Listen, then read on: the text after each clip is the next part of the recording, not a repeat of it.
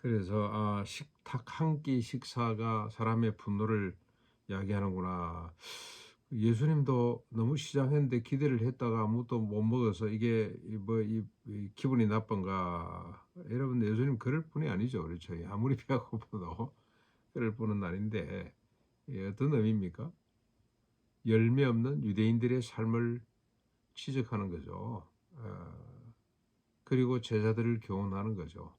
너희들 이런 열매 없는 삶 아무짝에도 쓸모가 없다. 사람들의 필요를 채우는 민족이 돼야 되고 제자가 돼야 된다. 막 그런 의미라고 할 수가 있겠습니다. 열매 없는 삶의 한 모습을 우리가 15절부터 쭉 19절까지 봅니다. 열매 없는 삶. 껍데기는 멀쩡한 것 같고 아주 화려한 것 같은데 잎은 무성한데 열매가 없는 아주 단적인 예가 쭉 19절까지 나오는데 유대인들의 삶이죠. 유대인들의 삶이라 그런 것은 성전을 중심으로 대제사장을 정점으로 해서 이 조직적으로 움직이는 삶인데 어떻습니까? 성전에서 매매하는 일이 있죠. 환전하고 그러면서 그게 이권을 취하고 또 그게 또 카르텔을 형성하고 있는 이 유대의 최정점에 있는 구조의 모순을 우리가 보게 됩니다. 성전에서 뭐 이래 뭐 매매하고 환전하고 하는 게 뭐가 나쁘냐고 또 판단할 수가 있어요. 그런데 예수님께서는 둘러 엎으셨습니다. 그러면서 하신 말씀이 뭡니까? 만민이 기도하는 내 집을 너희들은 강도의 소굴로 만들었다. 그걸 뒤집어 엎으신 거죠. 유대인들은 모릅니다. 이러고 있으면서도 자기들이 얼마나 지금 성전을 거룩한 성전을 만민이 기도하는 집이죠. 주님의 집. 여기도 큰 의미가 있겠습니다. 만민이 누구든지 이제는 유대인들뿐만이 아니고 누구든지 주님 앞에 나와서 기도할 수 있는 기도라는 것은 하나님을 섬기고 하나님과의 관계를 맺고 살아가는 데 있어서 가장 중요한 행위라고 할 수가 있겠죠. 기도는 뭔가 지속적으로 하나님을 만나고 하나님이 이 역사 속에 시간과 공간 속에 개입하셔서 일하게 하시는 채널이죠. 유일한 하나님이 우리에게 주신 특권이자 사명이자 책무이자 이게 기도입니다. 기도 외에는 이런 유가 나갈 수가 없다. 지옥 같은 개인과 가정이 천국으로 바뀌는 거 이게 하나님의 원래 뜻 아닙니까? 엄청난 일이죠. 그 특권을 천국의 열쇠라고까지 할 수가 있겠습니다. 주님께서 분명히 말씀을 하셨어요. 내가 네 믿음, 이 신앙 고백 위에 내 교회를 세우고 내 교회는 천국의 열쇠를 줄 것이며 누구든지 두 사람만 있어도 그 천국의 열쇠를 사용할 수가 있습니다. 그렇죠? 내가 아닌 또 한 사람만 있어도 그 사람이 남자든 여자든 장애인이든 정상적인 사람이든 누구든지 간에 또 한 사람만 있어도 천국의 열쇠를 사용할 수 있는 특권까지 부여했는데 음부의 권세가 절대로 건들지 못하도록 만들어 놓은 하나님의 제도이라는 겁니다. 그런 집, 앞으로 그런 집이 될 것이다 하고 이미 시작되었다라고 하는 겁니다. 그런 집을 너희들은 강도의 소굴로 만들었구나. 거기에서 너희들의 이익을 착복하고 이권을 만들어내고 그렇게 구조를 만들고 하는 너희들 강도나 다를 바가 없다. 그러면서 주님이 뒤집어 엎으신 겁니다. 그랬더니 대제사장과 서기관들이 즉각 행동을 합니다. 저 인간을 어떻게 죽일까? 저를 내버려 두면 우리가 우리 백성들, 우리 성도들이죠. 우리 신자들을 다 잃어버리게 될 텐데 저 친구 다 빼앗아 갈 텐데 저놈을 빨리 죽여버리자 하고 묘책을 찾게 됩니다. 이 열매 없는 삶의 한 단면이죠. 그리고 다음 날 아침입니다. 아침에 무화과나무가 뿌리채 마른 것을 베드로가 보고 주님께 여쭤옵니다. 라비여, 저주하신 무화과나무가 뿌리채 말라나이다. 그랬더니 주님이 뭐라고 답을 하십니까? 하나님을 믿으라.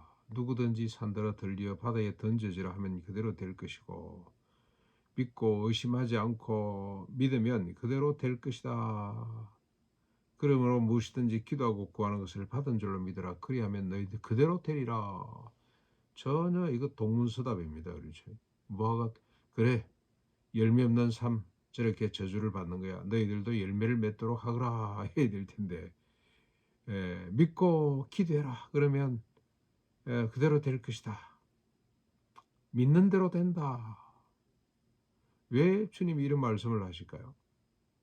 앞으로 제자들이 감당해야 될 엄청난 일을 생각하면서 믿음으로 무장하도록 그 믿음의 구체적인 실천은 믿음의 행태는 뭡니까? 기도입니다. 기도. 좀 전에 말씀드린 것처럼 기도함으로 말미암아 이제는 그들이 싸워야 될 세상, 그들이 살아남을 뿐만이 아니고 그들이 감당해야 될 험악한 세상 속에서 감당해야 될 일, 양과 이리떼가 득실거리는 이 지상에서 이 현실 세계에서 해야 될 일이 뭡니까? 주님이 시작하신 하나님의 나라와 구원의 역사를 계속 펼쳐가고 이어가야 하는데 그 일을 감당하기 위해서 하나님이 주신 특권 하나가 기도하는 것인데 기도하고 믿으라. 이 험악한 세상, 이 입만 무성한 세상, 강도 소굴로 된 이 세상을 너희들이 하나님의 나라로 바꾸기 위해서는 정신 바짝 차리고 믿음으로 무장하거라. 믿고 구하는 대로 될 것이다고 말씀을 합니다. 네. 이제 이미 제자들은 예수님을 대신할 자로 주님은 알고 있습니다. 어떻게 대신합니까? 그들이 의지가 강해서 지금 가면서도 계속 누가 크냐 가지고 다투고 있는데 싸우고 있는데 뭘 믿을 만합니까? 다 이제 좀 이따 도망까지 깔 건데 그러나 주님은 아셨어요. 이들이 십자가 부활 이후에 성령 부음을 받고 나면은 완전히 달라져서 이 험악한 강도의 소굴 같은 예루살렘 성전을 만민이 기도하는 집으로 바꾸게 될 텐데 열매 없는 걸 오히려 자랑스럽게 생각하고 열매를 강조하는 자를 죽이려고 하는 이 세대에 열매 맺는 삶을 만들어 가도록 해야 되는데 그러기 위해서는 믿음으로 무장이 돼야 된다.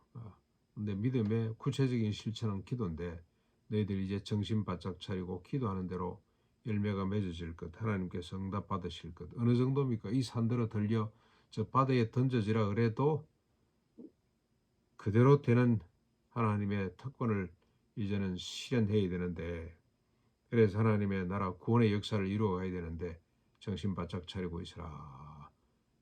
그런 교훈의 기회로 삼으신 겁니다. 기도하면 다 되는가? 앞에 우리 이 수도원의 앞에 산이 너무 높아서 햇볕이 너무 일조 시간이 짧은데 하나님 저 산 좀 없어지게 해주십시오. 그런다고 뭐 기도 응답되겠습니까? 하나님의 나라는 그런 데 있는 것이 아니죠. 하나님의 나라는 어떻게 보면은 예수님께서 어린 나귀 새끼 한 마리를 빌려 타고 들어가시는 것처럼 그게 하나님의 나라죠. 그런 마음, 더 많이 소유하고 더 많은 걸 짓고 더 화려하게 꾸미고 싶은 마음이 아니라 지극히 단순하게 살려고 하는 그건 산을 100번 옮기는 것보다 더 위대한 일이라 그런 생각이 듭니다. 더 이상 자기를 위해 사고하고 행동하고 말하지 않고 타자 중심으로 사고하고 행동하고 말할 수 있다는 것은 홍해를 100번 가르는 일보다 훨씬 더 위대한 일이고 훨씬 더 가치 있는 일이고 훨씬 더 풍성한 열매 맺는 삶이 아닌가 그렇게 우리가 생각을 해보면 어떤 기도를 해야 될지 이해가 됩니다. 근데 여러분 25절에 한번 보면은 갑자기 또 다른 말로 전개가 되는 거죠. 서서 기도할 때 아무에게나 혐의가 있거든 용서하라. 그리하여 하나님께서 너희 허물도 용서하시고 너희 기도를 들을 것이다. 일단은 허물이 없어야 기도 응답을 받을 수 있다는 뜻이기도 하고요. 근데 기도, 이 놀라운 특권을 가지고 이제 기도가 가장 중요한 핵심 사역이고 하나님의 나라의 유일한 도구가 되는데 이 도구를 잘못 사용하면 큰일 나겠죠. 사사로운 자기 감정으로 사용을 하면 엄청난 참 위기를 맞이하게 될 것입니다. 사사로운 감정, 자기 마음속에 분노, 자기 마음속에 미워하는 사람, 저 인간은 좀 없어졌으면 좋겠다. 그런 기도, 그건 용납이 안 돼. 이 놀라운 특권을 줬는데 기도하는 대로 이제 다 될 거 아닙니까? 그렇죠? 근데 이 마음속에 이 미워하는 사람이 있다. 미워하는 뭐가 있다. 뭐가 마음속에 꽁한 마음이 있다. 그래가지고 제대로 기도가 되겠습니까? 제가 두레교에 있을 때 저를 참 괴롭히는 사람이 있었어요. 자기는 잘하려고 하는 거예요, 잘할. 근데 저 입장에서는 엄청나게 괴로운 일입니다. 추부에다 막 10번씩 씁니다. 오목사는 뭐 장사꾼이고 오목사는 엉터리고 빨리 자기 길로 갔으면 좋겠고, 그것도 신임을 앞두고 우리가 원하는 목사 해가지고 쓰는데, 와 정말로 참 딱 그 추보를 보는 순간에 막 피가 거꾸로 도는 것 같고, 그래서 제가 한 3일 동안 열심히 기도했습니다. 하나님, 저놈을 넣으시든지 저를 넣으시든지 둘 중에 하나를 그냥 죽여버리십시오.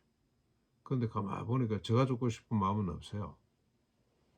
저 사람을 죽여달라고. 그렇게 기도했더니 뭐 갑자기 뭐 암이 걸려 죽더라 이런 뭐 간증도 옛날에 듣고 했거든요. 제가 지금 그런 기도를 하고 있는 거예요. 살해 청부를 하고 있는 거예요. 하나님 앞에. 얼마나 놀랐는지 모릅니다. 아이고야, 내가 이게 완전히 강도네, 강도.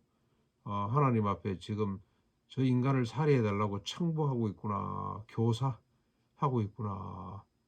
그 제가 정말로 하나님 앞에 얘기했습니다. 하나님, 저 완악한 저의 마음을, 저는 저기 밖에 있는 것이 아니고 항상 안에 있다고 생각을 합니다. 항상. 그래야만이 시편이 이해가 됩니다. 하나님, 적들을 소멸하시고 지멸하시고 저들을 칼로 그냥 무자비하게 없애주십시오. 그 적들이 어디 있습니까? 밖에. 김일성, 김정은이가 적이 아닙니다. 적이 아니에요. 내 속에 있어요. 내 속에. 문재인, 윤석열이가 적이 아니고 내 속에 있다 이 말이죠. 그래서 기도를 완전히 바꾸었습니다. 하나님, 저 사람에게 다가갈 수 있는 마음을 주십시오. 저 사람의 저 안타까움을 이해하고 수용할 수 있도록 해 주십시오. 그래서 어떻게 되는지 아세요? 하나님이 그 마음을 부어주셔가지고 10번 쓰는데 제가 너무 기뻐요. 그래, 한 대까지 해보자. 마치고 난 뒤에 교회 떠나려고 그러는데 제가 그 사람을 붙잡았어요. 안 된다. 너는 날 떠나면 안 된다. 같이 있자. 그리고 얼마 있지 않아서 공개적으로 그 사람이 사과를 했어요. 방송에 나와서 사과를 했어요. 방송에 나와서 울먹울먹하면서. 자, 그걸 보고 얼마나 신실한 하나님인지. 산을 들어서 바다에 던지라 그래도 그대로 될 것이라고. 기도하는 대로 믿어라, 믿어라. 상을 뒤집는 정도가 아니고요. 세상을 살려내는 하나님의 나라와 구원의 역사가 이루어지게 하는 제자들에게 주어진 유일한 특권이 기도입니다. 기도하면서 열매 없는 삶 살지 말거라.